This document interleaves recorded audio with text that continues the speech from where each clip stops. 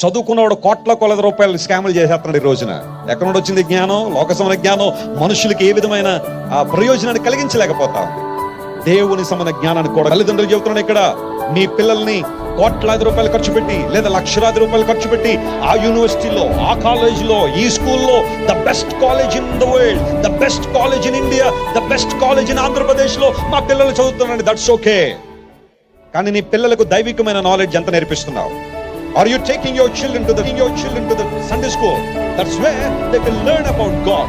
దేవుని గురించి నేర్చుకునే సండే స్కూల్కి నీ పిల్లల్ని నడిపిస్తున్నావా? ఆ సండే స్కూల్ ఏమన్నా ఉచితంగా చెప్తారు కదా, మాకు పెద్ద వాల్యూ ఉండదని అంటున్నారా? నేర్పించి దేవుని మాటలు, దేవునికి సంబంధించిన జ్ఞానాన్ని వారి హృదయంలో నాటండి. దేవుడు అన్నాడు, మానవుడు నశించిపోవడానికి కారణం, మొదటి కారణం ఏంటో తెలుసా? జ్ఞానము లేక, అనగా దేవునికి సంబంధించిన జ్ఞానం లేక మనిషి నశించిపోతున్నాడు. ఇప్పుడు యేసయ్య అన్నాడు, అలా నశించిపోయిన వారిని వెదకి రక్షించడానికే ఈ లోకానికి వచ్చానని.